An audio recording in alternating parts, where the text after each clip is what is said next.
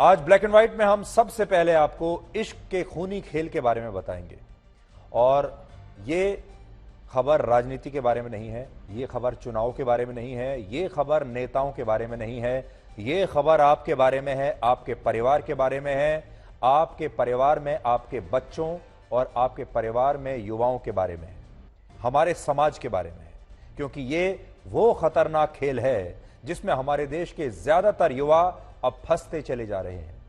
क्या आपने नोट किया है कि हाल के दिनों में इश्क और ब्रेकअप को लेकर हो रही हत्याओं में अचानक से वृद्धि हो गई है। हमारे देश के ज्यादातर युवा या तो अपने रिलेशनशिप्स में व्यस्त हैं या फिर ब्रेकअप और बेवफाई के गम में डूबे हुए हैं। और इसीलिए आज हम इस खबर का एक बहुत ही चिंताजनक विश्लेषण आपके सामने लेकर आए हैं और आपको यह बताएंगे कि आखिर लड़कियों को इश्क जिहाद का शिकार बनाना आजकल इतना आसान क्यों हो गया है। क्योंकि भारत के समाज में ये जो दौर है जो आजकल आपको देखने को मिल रहा है, ये दौर इससे पहले कभी देखने को नहीं मिला था। लेकिन इस विश्लेषण की शुरुआत हम इन तस्वीरों से करना चाहते हैं जो झारखंड के गिरिडीह जिले से आई है। 31 मई को इस जिले में एक बहुत बड़ा मशाल जुलूस निकाला गया जिसकी तस्वीरें आप खुद देख सकते हैं, क्योंकि इसमें हजारों लोग शामिल हुए और ये तमाम लोग इस जुलूस में एक लड़की का नाम बार बार दोहरा रहे थे। हम आपको इस लड़की का नाम तो नहीं बता सकते क्योंकि ये लड़की नाबालिग थी, लेकिन इसके साथ क्या हुआ वो आज हम आपको जरूर बताना चाहेंगे। ये लड़की 16 साल की थी जिसे एक खास धर्म के 2 लड़कों ने पहले अगवा किया, बाद में उसका गैंगरेप करके उसे एक कुएं में मरने के लिए फेंक दिया। ये लड़की काफी देर तक इस कुएं में बुरी तरह तड़पती रही और जब किसी तरह कुछ स्थानीय लोगों ने उसे कुएं से बाहर निकालकर अस्पताल पहुंचाया तब तक वो दम तोड़ चुकी थी। हालांकि अपनी मौत से कुछ सेकंड पहले इस लड़की ने एक लड़के का नाम लिया और वो नाम था मोहम्मद कैफ अंसारी। जब पुलिस इस लड़के के पास पहुंची तो पता चला कि इस 20 साल के मोहम्मद कैफ अंसारी नाम के लड़के ने अपने एक 18 साल के दोस्त जिसका नाम है आसिक अंसारी, उसके साथ इस हिंदू नाबालिग लड़की का गैंगरेप किया और फिर बाद में उसकी हत्या कर दी। और ये दोनों ही आरोपी एक खास धर्म से हैं, एक ही धर्म से हैं। और इस घटना के बाद से झारखंड का गिरिडीह जिला गुस्से की आग में उबल रहा है। हालांकि यहां बात सिर्फ झारखंड की नहीं है, ये तो हमने शुरुआत में आपको एक घटना बताई है। छत्तीसगढ़ के रायगढ़ से भी एक ऐसा ही मामला आया है जहां मोहम्मद दानिश नाम के एक आदमी ने समीर बनकर, यानी उसने अपना नाम बदला, अपना नाम रखा समीर बनकर पहले एक हिंदू लड़की से इश्क किया और जब ये लड़की प्रेग्नेंट हो गई तो उसने इस लड़की की हत्या कर दी। और छत्तीसगढ़ की तरह राजस्थान के उदयपुर, चूरू और महाराष्ट्र के पुणे से भी इसी तरह की घटनाएं आ रही हैं जिनमें ये इश्क खूनी इश्क में तब्दील हो गया और फिर एक खास धर्म के लड़कों ने इन लड़कियों की हत्या कर दी। और इन तमाम घटनाओं में 3 चीजें बहुत अहम हैं। पहला, इन सभी घटनाओं में लड़कियों की उम्र बहुत कम है और झारखंड में तो जिस हिंदू लड़की की हत्या हुई वो नाबालिग थी और सिर्फ 16 साल की थी। आपको याद होगा दिल्ली में भी साहिल खान ने जिस साक्षी नाम की लड़की की हत्या की वो लड़की भी सिर्फ 16 वर्ष की थी। दूसरा, इन मामलों में सारे आरोपी एक विशेष धर्म से हैं और ज्यादातर मामलों में ये सब लोग अपना नाम बदलकर हिंदू धर्म के लड़के बने हुए थे। और तीसरा, इन सभी घटनाओं में लड़कियों पर कहीं ना कहीं बाद में धर्म परिवर्तन करने का दबाव डाला गया या फिर ये लड़के हिंदू बनकर इन लड़कियों को धोखा दे रहे थे। जैसे छत्तीसगढ़ की घटना में मोहम्मद दानिश समीर बना हुआ था और दिल्ली की घटना में मोहम्मद साहिल खान राहुल बना हुआ था। यह आपको सोचना है। अब हम आपको आज की सबसे स्पेशल रिपोर्ट दिखाएंगे, आपको दिल्ली के पुराने किले पर लेकर चलेंगे और यह स्पेशल रिपोर्ट आपको और कहीं नहीं मिलेगी। इस किले को वर्ष 1533 में मुगल बादशाह हुमायूं ने बनवाया था, लेकिन जब यहां पर खुदाई की गई तो इस किले के नीचे से हजारों वर्ष पुराने अवशेष मिले हैं जो महाभारत काल के हो सकते हैं, मौर्य काल या गुप्त काल के भी हो सकते हैं। आज हम आपको गुलामी के मकबरे के नीचे दबा भारतीय संस्कृति का असली इतिहास दिखाएंगे और आपको बताएंगे कि दिल्ली के इस किले का नाम पुराना किला होना चाहिए या पांडव किला होना चाहिए। लेकिन इस विश्लेषण से पहले हम आपको कुछ तथ्यों के बारे में बताना चाहते हैं, और ये वो तथ्य हैं जिनसे आप इतिहास के विरोधाभास को अच्छी तरह समझ पाएंगे। इतिहास कहता है कि दिल्ली का यह पुराना किला मुगल शासक हुमायूं द्वारा बनवाया गया था, और यह बात उस समय की है जब भारत में मुगल शासन की स्थापना हुए सिर्फ 7 वर्ष हुए थे। वर्ष 1530 में जब बाबर की मृत्यु के बाद मुगलों की सत्ता बाबर के पुत्र हुमायूं को सौंपी गई, तो उस समय हुमायूं अपनी तख्तपोशी के लिए एक नया किला चाहता था, और इस काम में कुछ समय लगा। लेकिन आखिरकार 1533 में दिल्ली में एक नए किले का निर्माण शुरू हुआ, जिसे मुगल बादशाह हुमायूं ने एक बहुत ही खास नाम दिया था, और यह नाम था दीन पनाह। दीन पनाह का मतलब होता है धर्म का शरण स्थान। और इस तरह वर्ष 1533 में आज का पुराना किला बनना शुरू हुआ, और फिर इसके 1 वर्ष के अंदर ही किले की दीवारें, बुर्ज, प्राचीर और प्रवेश द्वार का निर्माण पूरा हो गया। वर्ष 1540 में शेर शाह सूरी ने इस किले पर कब्जा कर लिया, और इसके बाद इस किले में कुछ और बदलाव किए गए। ये वो बातें हैं जो हमें इतिहास में पढ़ाई जाती हैं, लेकिन इतिहास हमेशा वो नहीं होता जो दिखाई देता है। असली इतिहास असल में वो होता है जो सैकड़ों वर्ष पहले या हजारों वर्ष पहले जमीन के अंदर दफन कर दिया गया है।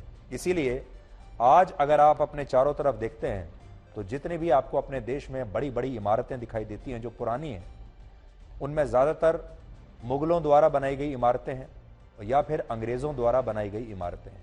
और जैसा हम कहते हैं, जो दिखता है वो बिकता है।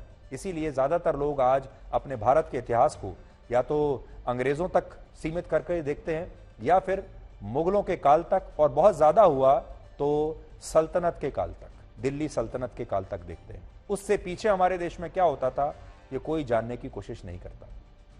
इसीलिए हमारे देश में लोगों को मुगलों की 7 पुश्तों के नाम आज भी याद है, अंग्रेजों के नाम आज भी हमारे देश में जो शासक रहे हैं, वाइस रॉय रहे हैं, सबके नाम हमारे देश में लोगों को याद है। आज देश भर से जितने भी लोग दिल्ली घूमने के लिए आते हैं, उन्हें यही लगता है कि पुराना किला या मौजूदा गढ़ मुगलों ने बनवाया था। और जो भी दिल्ली आता है, यहाँ के जो गाइड हैं वो कहते हैं कि पुराना किला जरूर देखिएगा, लाल किला जरूर देखिएगा।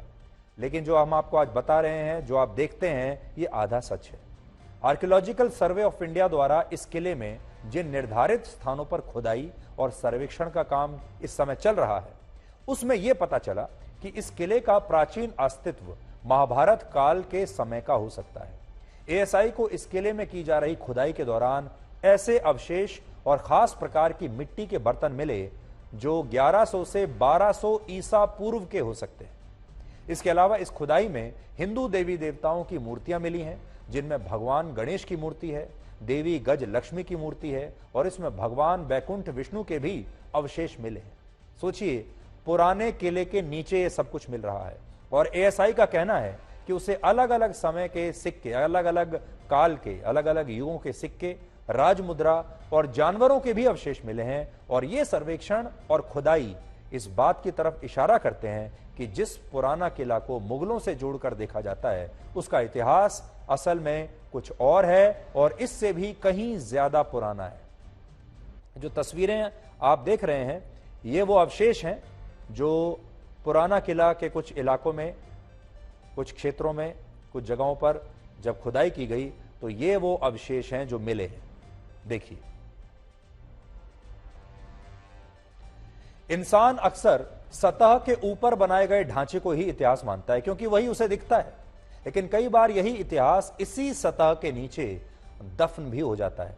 और सोचिए, इस मामले में तो ये कितनी बड़ी बात पता चल रही है कि जिस किले को अब तक मुगलों की पहचान माना जाता था, वो किला, उसके नीचे जो दबा हुआ है, वो महाभारत काल का हो सकता है। आज अगर हम आपसे ये कहें कि जिस किले को आप पुराना किला कहते हैं, वो किला पहले पुराण किला या पांडव किला था, तो क्या आप यकीन करेंगे? आपको शायद इस बात पर विश्वास ही नहीं होगा। लेकिन असल में अब ये बात सच साबित होती दिख रही है, और एएसआई इसी के तथ्य आजकल जुटा रहा है। लेकिन यहां एक सवाल यह भी है कि एएसआई को आखिर इस सर्वेक्षण को कराने की आवश्यकता क्यों पड़ी? तो इसके पीछे वो शिलालेख और ग्रंथ हैं जिनमें पांडवों के किले का उल्लेख मिलता है। इनके मुताबिक जिस क्षेत्र में आज पुराना किला मौजूद है, वहां पहले इंद्रप्रस्थ नाम का एक नगर हुआ करता था, जिसे मौजूदा दिल्ली का प्राचीन रूप कहा जाता है। ये तो आपने पढ़ा ही होगा। महाभारत काल में ये इंद्रप्रस्थ नगर पांडवों की राजधानी था और यह पुराना किला तब पुराण किला या पांडवों का किला नाम से विख्यात था। लेकिन मुगलों ने इस पांडव किले को पुराना किला बना दिया और आज भारत के ज्यादातर लोग उस इतिहास को ही भारत का असली इतिहास मानते हैं, जिसमें भारत गुलाम रहा। आज हम जिस अखंड भारत की बात करते हैं, नेपाल भी कभी उसी का हिस्सा था और भारत के नए संसद भवन में लगे इस अखंड भारत के नक्शे में उन शहरों के भी नाम हैं जो अभी नेपाल में है। लेकिन नेपाल के 2 पूर्व प्रधानमंत्रियों ने अब इस पर आपत्ति जताई है। नेपाल के पूर्व प्रधानमंत्री बाबूराम भट्टाराई और पूर्व प्रधानमंत्री केपी शर्मा ओली ने कहा है कि भारत सरकार को यह गलती तुरंत सुधारनी चाहिए और नेपाल को यह बात अच्छी नहीं लगी कि अखंड भारत में के नक्शे में जो कि नए संसद भवन में लगा है, वहां उसमें नेपाल को भी शामिल किया गया है। यह विवाद ऐसे समय में हो रहा है जब नेपाल के प्रधानमंत्री पुष्पकमल दहल प्रचंड इस समय भारत के दौरे पर हैं और आज ही उन्होंने प्रधानमंत्री नरेंद्र मोदी से मुलाकात भी की है। नेपाल भले ही अखंड भारत को स्वीकार ना करे, लेकिन रामायण कहती है कि रामचरितमानस कहती है कि नेपाल के जनकपुर में भगवान श्री राम की ससुराल थी और इसी शहर में माता सीता का जन्म हुआ था। यह स्थान नेपाल की राजधानी काठमांडू से करीब 220 किलोमीटर दूर है, जबकि बिहार के सीतामढ़ी जिले से जनकपुर सिर्फ 50 किलोमीटर की दूरी पर है।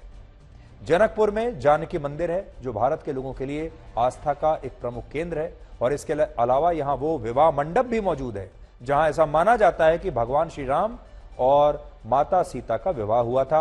और इससे पता चलता है कि नेपाल और भारत सिर्फ भौगोलिक रूप से करीब नहीं है, बल्कि दोनों देशों के बीच सामाजिक और सांस्कृतिक नजदीकियां भी हैं जो अखंड भारत के विचार को और मजबूत करती है। अब ये जो कुछ नेता इसका विरोध कर रहे हैं, उनके जो पूर्व प्रधानमंत्री विरोध कर रहे हैं, ये वहां की लोकल पॉलिटिक्स की वजह से विरोध कर रहे हैं, क्योंकि नेपाल भी अब अंदरूनी राजनीति से संघर्ष कर रहा है और नेपाल में कुछ लोग ऐसे हैं, कुछ नेता ऐसे हैं जो अब नेपाल की एक अलग पहचान बनाकर अपनी पहचान बनाना चाहते हैं और वो पहचान में वो भारत को शामिल नहीं करना चाहते। और हमेशा याद रखें, अपनी बड़ाई रण में जाते वक्त नहीं, बल्कि रण से वापस आते वक्त करें।